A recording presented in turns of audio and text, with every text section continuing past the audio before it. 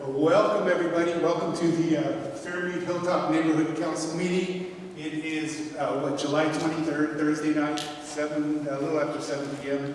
I want to thank all of you for showing up, and those that didn't, we'll see you next time apparently. So before we get started, we always like to start out with the Pledge of Allegiance. So if you don't mind standing up and doing the Pledge of Allegiance.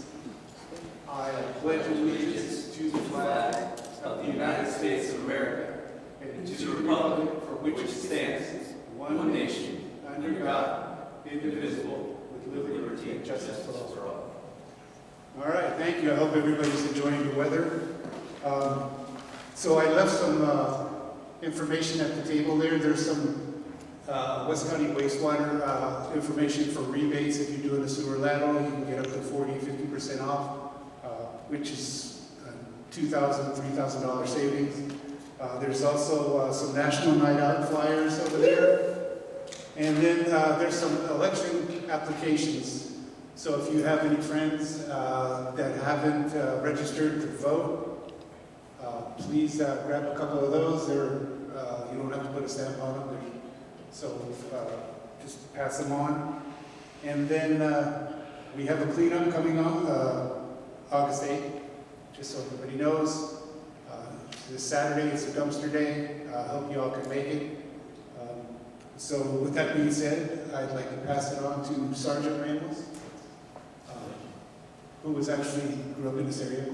His parents did. Straight dad, yeah. Thank you. Good evening.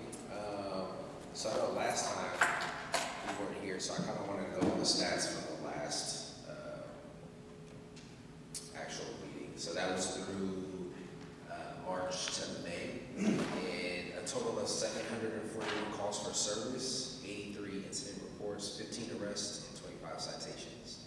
The top calls for service for those are 70 security checks, 66 911 disconnects, 51 trespassing details, 49 traffic stops, 42 abandoned vehicles, 36 disturbances, 26 suspicious person calls, 25 suspicious person calls, and 21 miscellaneous police reports, and 19 alarm potholes. For the reports, the 83 incident reports, it consisted of 7 vandalisms, 6 mental health evaluations, 5 stolen vehicle reports, 4 burglaries of automobiles, 3 trespassings, 3 vehicle recoveries of stolen vehicles, 2 assault with deadly weapons, 2 battery on a person, 2 battery on a spouse, 2 burglaries of a residence, 2 DUI details, 2 grand theft details, and 2 tampering with vehicle details. So that was from, again, March to May. So, for the most current stats, which are good to know, are down, I think it was 15% from last time, or 17%. The calls for service are 674, and this is through May to July, since May. 80 911 disconnects, 50 security checks, 43 traffic stops, 40 disturbances, 29 abandoned vehicles, 25 trespassing details, 22 alarm potholes, 21 suspicious person details, 20 actual Richmond Municipal Code violations, and 20 suspicious vehicles. There's 24 arrests and 79 incident reports. So those incident reports consisted of 10 stolen vehicles, 4 battery details on another spouse, another 3 details for misdemeanor battery upon a spouse, 3 burglaries, which were residential, 3 hit and runs of property, 3 criminal threats, 2 auto burglars of vehicles, 2 mental health evaluations, 2 tampering with the vehicle details, and 2 trespassing details. So those are the actual stats from the last 4 months in total. And again, it's just down from last month, which is good. Just kind of an update on Westridge. I think last time I was here, we talked about Westridge. So they are definitely decreasing the trespassing issue. Last time I was here, they had like over, I think it was 50 vacant units that were being inhabited by a lot of squatters. Now they've kicked out. We've assisted them a lot in trying to vacate those individuals and make sure they don't get boarded up again and get broken in again. So I think now they have about 10, and that's where those security checks are coming in. I don't know if you're noticing the security checks are high. That's normally our officers going out to proactively make sure security check wise that everything's going okay. And the majority of those are done in that area. Worth noting, this month, this month there was a armed individual on Lancaster. He had a rifle. He had displayed it and brandished it at a community member, kind of a passerby. But we did locate him and find him and arrest him at the time. But that is the most, within the last 2 months, I would say, the most crucial or worth noting incident within the Fairmede area. So, I just, maybe I missed it, but I wanted to verify that we had a shooting in the stairwell at Highland Elementary. I didn't hear that, and the guy was either shot in the shoulder or in the chest. They did a sweep through the neighborhood to check on ring cameras. And then I thought there was a homicide at the Lancaster apartment. So there was a homicide at Lancaster. Can't go too much into it, but an individual had passed from that, and another individual was shot from that incident. I think that's definitely a turning point for, even though management was definitely trying to help as much as possible, that was definitely a big turning point that all hands on deck at that point. We don't want people to get hurt. But it did stem from what I was told, from one of the vacant units. The Highland Elementary? Yeah, there was a shooting in the stairwell. The guy was shot either in the shoulder or in the chest. I was told by RBD member that it was in the shoulder, and the other one said it was in the chest. So Yeah. he survived. Yes, I know exactly what you're talking about now. Yes, he did survive. That's what they're saying. Yeah, he is. He's alive. We thought at the time that it may be a homicide, but again, I can't talk too much about it, but that's an ongoing investigation. But yes, he did. That individual did survive. It had nothing to do with the school in itself. Right. Right. So I see you have your SWAT gear on. I was just wondering if you could talk about where the city of Richmond is with SWAT, or where RBD is with SWAT, and how we're doing. So I'm coming from SWAT training. We're coming from Sacramento. So I came straight here to make sure I make this meeting. But for our SWAT team, which is our Special Weapons and Tactics, that's kind of what, and I'm sure you guys all watch City Council. That's what a lot of the AB 481 is about.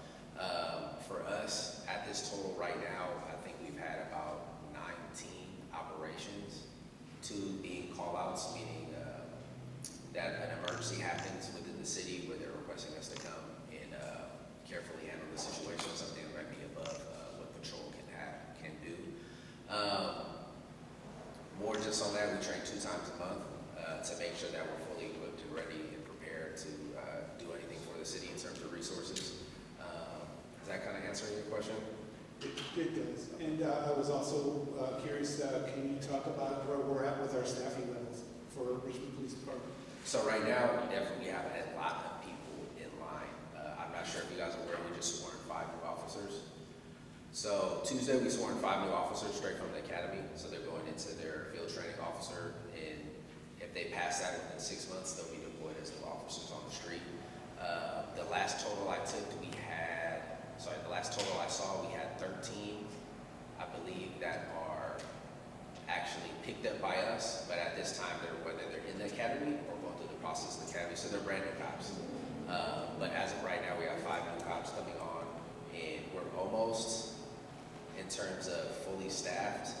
Again, it doesn't mean that these cops may, hopefully pray to God that everyone gets passed and that they're solo officers, but we're almost to the point where if all of these individuals pass, we'll be getting really close to our full staffing, at least the numbers that we're allotted for right now. Awesome. Do we have any questions? Mr. Gosney, would you like to use the mic? Might as well. Can you elaborate on what a security check is, and at the same time, how are the people, the swatters, getting into the units? Are they breaking down doors or windows, or the doors just left wide open?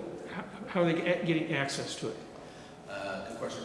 So for security checks, it could be proactively done by an officer. So let's say I want to do a security check of this establishment. I'll put myself out on a security check, and I may walk around the building. It's almost showing your presence, making sure nothing is happening, no crime afoot. So that instance being in Westridge, I'm sure these officers are going up and down the area, checking the doors, making sure no plywood is taken off, because that is what's happening. They have their own security, and even if they tell them to leave, they'll come and just take the plywood back off. At the time, I'd actually had a conversation, we had a meeting with their corporate, I think it's the CFO of their security team. The CFO is a head of security.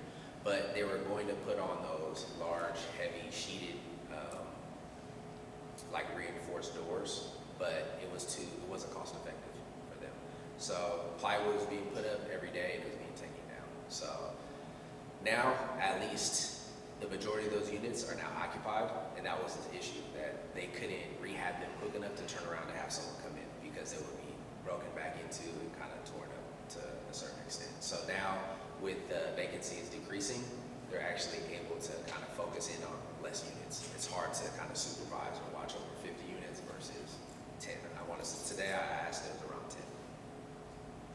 10. And so I was curious, can you tell the audience what a welfare check is, and when an individual, when we can use it? Yeah. Or should use it? Yeah, a welfare check, you can do that at any time. If you guys ever want a welfare check, which is the majority, what I see is, let's say your neighbor, you haven't seen your neighbor for a long time, your sister, siblings, anyone that you're worried for their safety or health, you could call us to go check on them. Maybe you're not in the area, maybe you're out of town, but you receive a call that there may be some issue or some trouble that you may have, they may have, you feel free to call us. And what we'll do is come, knock on the door, we'll check the surroundings, even give them a phone call to make sure that they're okay. That's normally what our welfare checks consist of that I see. Thank you. Any questions? No? Well, I want to thank you for coming, and we're looking forward to seeing you next time. I'll stay by.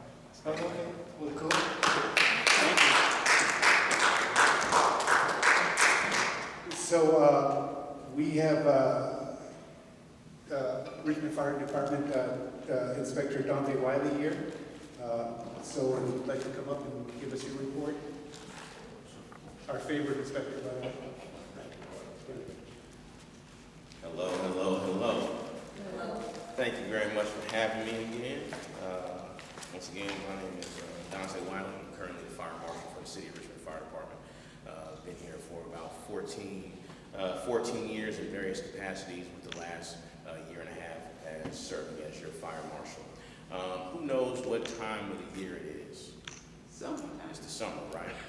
Okay. Now, summer in the fire service equals fire season, okay, for defense, and so that's why we have sent out our orders, our requests for defensible space inspection programs.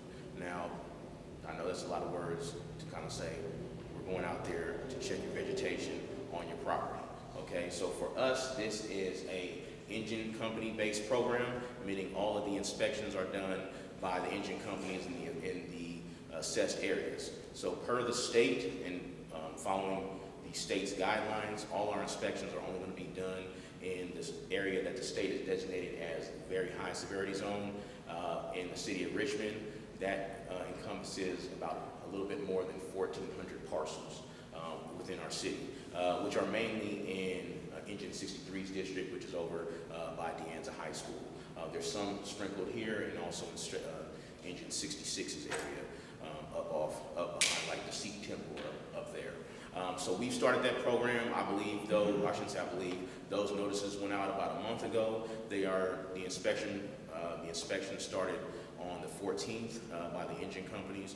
They've already started to come into my office. They're being tabulated right now. And essentially how the program works is the engine company goes out, they do an inspection, and this is very important.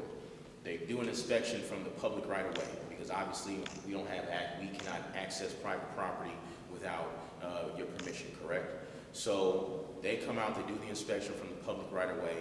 They verify if your property is passable or not. If it is not, then they go ahead and refer it up to the office, to the Fire Prevention Services Division. Once that happens, then the reinspection becomes the responsibility of one of our 5 fire inspectors that we have currently under my leadership. So what will happen then is then they will be able to go out and they complete or finish the assessment. Currently, if you want a personalized assessment, we have a fire inspector by the name of Noah Brownlow, who will come out and he'll do a full 360 of your property to give you the best assessment possible for your parcel. But like we said, obviously the majority of our inspections are done from the public right away. The best way to get a full assessment, though, is to call fire administration and schedule an inspection. Like I said, we'll go out there and do those. Typically, we want to get those done. We want to have these inspections completed by the end of this month. And then from there, obviously, we have the abatement process, which is, a big topic in the city council meeting this past Tuesday. I do have some documentation for you all on how to prepare your homes for wildfires here in the great city of Richmond. Thank you, sir. You're very welcome.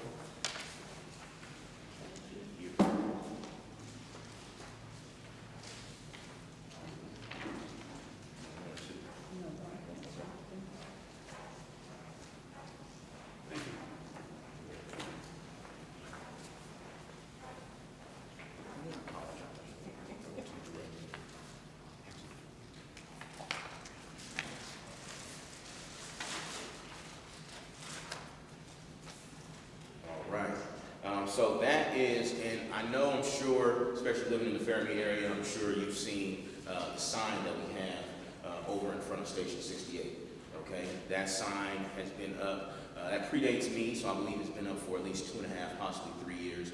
That was spearheaded by my predecessor, Richmond Fire Marshall, Eric Munson, that we have approximately, I believe, 5 in the city. We have one in Point Richmond, close to Station 61. We have one in front of Station 68, which is the one down the street. We have one in front of Station 63, which is off of Valley View, and then Valley View and Amend, and then there's also one on the back side, coming into Carriage Hills from the Pinole area, okay? Those are changed daily. We review and go to the national website as far as checking the weather, and then depending on what the fire danger is within our region, then we'll go out and have either online staff at the stations go out and change it, and we'll see one of our inspectors out there to change it. Like I said, this is just one of our ways to try to make sure that the public knows what's going on when we have dangerous fire danger or inclement weather within the city of Richmond.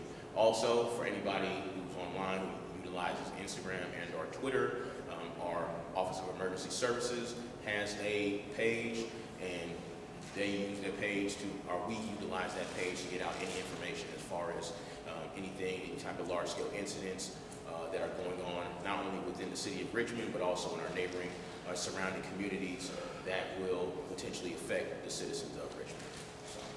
So, what I do want to transition to, does anybody have any questions about the wildfire? I know it's... Well, I'll ask a quick question. I don't know if this mic is working. I asked Chief Osario, and he wasn't really certain about the answer, but so you have redwood trees, which are not very flammable. Yes, sir. And actually, in the state of California, you're supposed to have a permit to remove the redwood trees, but like these eucalyptus trees out here along who's actually responsible for those? Because they're definitely a fire hazard. So eucalyptus is, if you don't know, eucalyptus is one of the most flammable trees out there, and a lot of the groves, not only within our city limits, but our neighboring surrounding communities, are being removed because of the flammability, not just because of the wood, but mainly because of the oil that the trees emit. Arto, I will have to look into, I'll go, when I get back to my office, I can go look at the parcel number and see whose property that is. Obviously, I'm sure, as you all have seen, so everybody's very politically aware and watches the city council meetings. Public Works has been doing a bang-up job. Echoing what Sergeant Ramos has said, I mean, their numbers have gone up drastically since my time in prevention. And so I know they're getting all the players in line to be able to assist with some of the abatement, obviously all city parcels. Sorry. Just a little hint on eucalyptus trees. Of course, that was the main problem of the Oakland fire 35 years ago. Yes, But many years ago, my father, where he worked at the Union Oil Refinery, they had a bunch of eucalyptus trees that they cut down, and they allowed the workers to come in to cut them up for firewood for free. It's a dual thing. You know, you get free firewood, and we get the trees removed. Of course. Well, my own father cut it up into firewood. First off, it dulled the chainsaws like you wouldn't believe, but it burns so hot, it melted the fireplace grates. Yeah, I mean, it just, they were turned red and it just collapsed and turned into a puddle. Yeah, then he had to get rid of all the new firewood on his own. Of course. But that is one of the problems with eucalyptus. Like you said, the oils on there, they just burn incredibly hot. 100%. Well, thank you very much. I'm going to transition now. Typically, I do a two-part presentation, so this is part two. We are going to transition to Fire Prevention Week. Okay, Fire Prevention Week is done in the first full week of October every year. It is done in remembrance of the Great Chicago Fire that occurred in 1914 and burned down approximately half of the city of Chicago. So this is sponsored by NFPA, which we co-brand with, and so let me pass out this documentation. Thank you.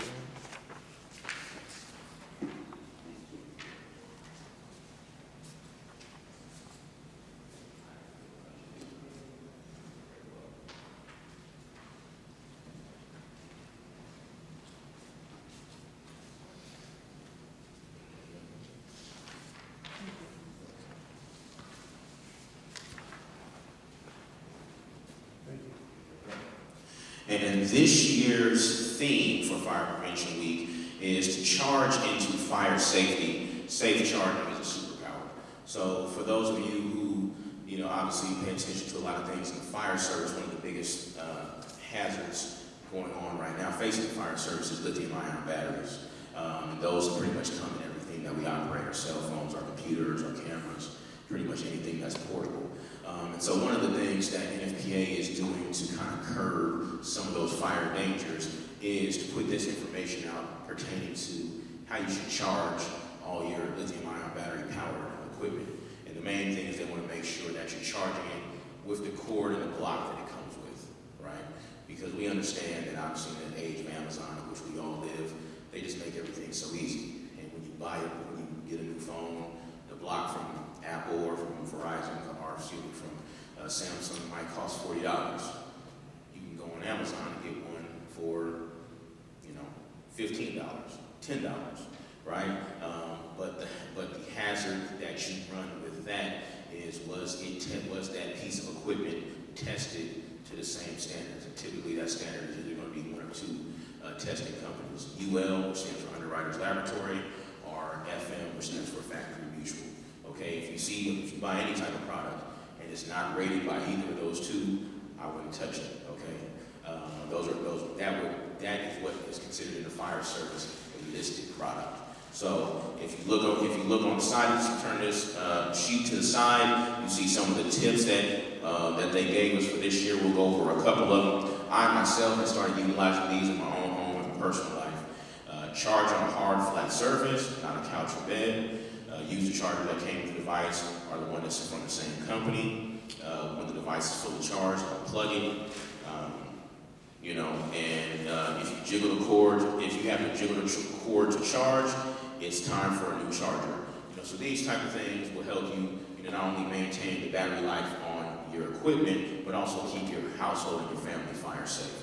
So that is the Fire Prevention Week theme for this year, October 2026. Once again, my name is Dante Wiley. Thank you very much for this opportunity. Arto, thank you very much, because I know you reach out to me every year, and it's always a highlight of my year. I'll open the floor for questions. Thank you, Don. Correct me if I'm wrong, isn't your department also supposed to make sure that the businesses we go in are safe for customers as far as fires and maintaining that the emergency exits are accessible? Yes, sir. So my division is in charge of the fire and life safety throughout the city of Richmond. So every business in the city of Richmond is either inspected by a member of the Fire Prevention Services Division or by a member of the Richmond Fire Department, the apparatus, because we do have an apparatus-based mercantile inspection program. But that is suspended up until next year, so all those businesses are currently being inspected by an inspector, which is good because it's a higher level of training. Okay, I'm glad, if you'd said no, then I would have stuck on this, but I spent my career building oil refineries. These are places known to spit out nasty stuff in the air. Yes, sir. Or catch on fire. Yes, sir. And from day one, we're taught to find what we call a natural avenue of escape. Got a problem over here, how are we going to get ourselves out of here? And if that's blocked, where are we going to find a secondary? You know, you can't do that every day at work without going into these businesses and thinking the same way. It's just beat into your head. We've got some of our businesses, and I'm going to speak one in particular, Home Depot. Okay. Okay, the western side, Yes, sir. where the emergency exits are routinely blocked on a regular basis. I brought this up with Chief Shepherd a few years back, and he was trying to say, well, no, that's actually Home Depot is in El Cerrito. Well, the city limit line goes through it. Yes, sir. The garden section is in El Cerrito, but the store itself. Is Richmond. Okay, so it was their responsibility, but I've complained for decades to whoever's manager of the week. And they say, oh, we'll get it taken care of. And it may be for the rest of the day, but tomorrow, again, they've got wood stacked in there, they've got debris stacked in front of there, they've got garbage cans stacked in front of the emergency exits. And I always say, what if it's your 85-year-old grandmother or your 7-year-old granddaughter that has to get herself out of there before she gets burned alive? Okay? Now you all of a sudden you look at it a little bit more carefully. Say, we need to do something on there. And just, I implore you, go in there from time to time, have your people go in there from time to time and just check. The western side is the big, well, I think you have 4 exits, emergency exits there. I've taken hundreds and hundreds of pictures over the decades. It never seems to get fixed. And I'm scared to death that it's going to be me. It's going to be on the front page of the newspaper tomorrow. You know, anybody recognize this crispy critter? How many inspectors do we have? We currently have 5 inspectors and 1 deputy fire marshal. Or excuse me, we have 4 inspectors and 1 deputy fire marshal, and we're getting ready to test for a 5th. So this will be the first time in close to probably 2 decades that we'll have full staffing in the prevention division. Awesome. I wanted to ask you on your battery presentation. Yes, sir. You know, you've got 6-year-old kids in third world countries mining for lithium, but besides that, what is the proper way of disposing of batteries? Arto, that is an excellent question. So the number one thing, I believe the large big box stores like Home Depot and Lowe's typically have battery recycling receptacles there. I know Lowe's does, definitely. But also we have a recycling program here within the city of Richmond. There's a couple of batteries. If you go into 450 on the ground floor, they have a couple battery recycling boxes. A lot of people end up just giving them to the fire department, and then we take them and we bring them down to the proper disposal areas. There's a website that escapes me right now, and I apologize. I can get that to you when I have it. But it will give you all the battery recycling resources within your zip code or area, within upwards of 10 to 15 miles. Staples is a good location as well. Okay. Okay, and El Cerrito Recycling at the end of Schmidt Lane Okay. also has. Thank you very much. Can you tell us a little bit more about your smoke detector program? Oh, yes. So we have a partnership with the American Red Cross. We've had a partnership for my entire time in the Prevention Bureau, so I know it predates me, but at least definitely for the last 8 years. And actually, thank you very much, Arto. We had a event here in Richmond highlighting the Shields Reed neighborhood in April called Sound the Alarm, where we flooded the area with volunteers. It was like a 2-week process. We went out 2 weeks before the event. My staff, myself, and then volunteers from the Red Cross knocked on door-to-door, knocked and signed people up. And obviously it's a yes or no. But essentially, and I apologize, I should have brought a sign-up sheet with me today, and I apologize for that. But we have a program where we partner with the Red Cross, where we go into your home, we will install 10-year lithium-ion battery-powered smoke alarms in your house free of charge. Okay, we'll put them in each bedroom in the largest common space within your property. Also, we can, if you want, we can go over exit drills, exit strategies for getting out of your house, going over certain things. All those inspections, all those installations are done by our engine companies, so they are only done twice, I think every other Wednesday and Saturday. That information can be found on the City of Richmond's website under the Fire Department, or obviously you can call admin and our analyst will take the information and they'll go ahead and get that to you. So I think as of right now, we just got a delivery from the Red Cross for about 30 smoke alarms, and our admin told me that out of the 30 that were delivered, I believe 14 or 16 were already spoken for because people have been calling. So we do the installs, no questions asked. We also take, if you have other devices that need to be removed, we go ahead and take care of those for you. So yeah, it's a program that we're extremely proud of. Thank you very much for asking. Oh, no worries. I was going to say that, if you wanted to pass out literature, and we usually have a captive audience during our dumpster day. Okay. We have all of our people, we usually have 150 vehicles come through on dumpster day, and you could firefighters could pass out literature and offering their services or whatever. So every neighborhood in the city of Richmond has a dumpster day. Okay. So we'd love to be there, Arto. Whenever you give me a call, I'll be there. yeah. As far as the smoke alarms, where do you not put them? You don't put them in the bathroom. You don't put them in the kitchen. The bathroom, because the steam actuates them, and will actuate the alarm. And in the kitchen, for the same reason, just because of the smoking grease and things like that. I'm glad you brought up the bathroom. I knew about the bathroom, but I made the mistake of putting one in the hallway right outside the bathroom. And when you're soaking wet, rushing out of the shower and trying to reach up there to turn it off, that's not a good look. Not at all. Yeah, I'm sure that's what set it off. My question is are these the battery operated, or are they the ones that you plug into the electricity? No, they are battery operated and they are sealed, so you can't actually access the battery. They're good for 10 years. So once these are installed, they'll be good for 10 years. Call us back 10 years from now, we'll come back and install some more. Thank you. You're very welcome. It's important that everybody has one in their house, so it'll save your life. Yeah, I can't speak to that enough. A good idea when they're installed, mark on them in some way with a date that they're installed. Because did I install that 10 years ago or 8 years ago? And that's what we do. And actually, one of the reasons that we went to the Shields Reed neighborhood this year is because when I was a probationary firefighter 14 years ago, we did the same thing in the same neighborhood. And so Red Cross was like, this would be great, because if the same people have been there, people have been living there all this time, the ones that we installed 14 years ago clearly should have been down. So we were able to go in there and remove some of those and install newer ones and put the dates on it. So. Awesome. Well, any other questions? Well, thank you for your presentation. Thank you very much. I'll leave all this literature here for you. Awesome.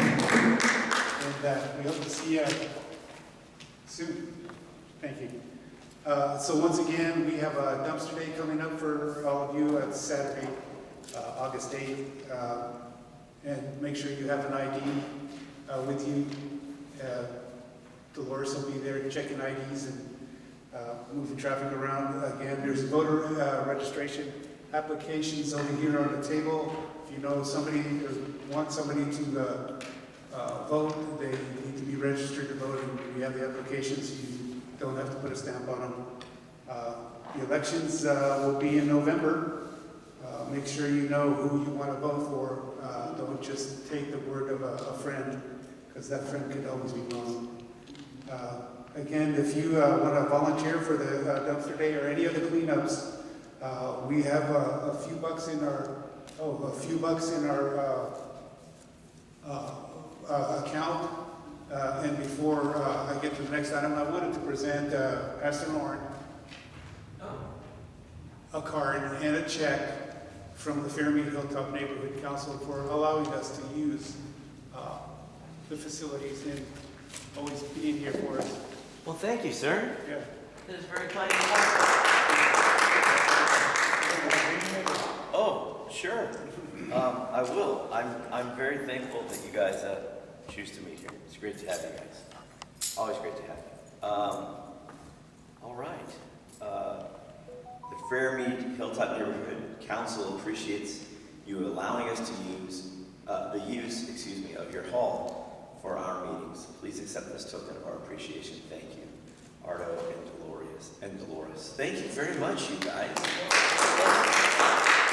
Very much. Thank you. Can we come over here and hold up the checks to? No, I'm serious. Yeah, okay, sure. I got to use something on YouTube to. Oh, okay. Okay, hold up the check, not the card. All right. Well, okay. Yeah, you're gonna zoom in on it, baby? Yes, we will. All right, there we Hold on. go. One more. Thank you. very All much. right, thank you. Thank you, Arto. Oh, no worries, thank you. Fairmede Yes, Hilltop. that's right, Best neighborhood council. that's right. Thank you. So I did want to mention that National Night Out, Yes. Tuesday, we've got flyers, there's flyers up here, I'll be putting some on social media as well as Pastor Lauren, that's important. And then, so the Richmond Fire Department will be putting on a ballot measure, or hopefully they'll be having a ballot measure on the ballot this November, and they're hoping to get some of their old firehouses rebuilt. And it's important. It's going to be super expensive, and it's going to take a long time, but it's important that some of these houses are rebuilt because they're just antiquated, out of date, and seismically they're dangerous. So look for that, and then there'll be a lot of other measures and ballots and bonds this November. So I want to thank Don Gosney for recording these and putting them up on his YouTube page, and you can find us on the Fairmede Facebook page as well.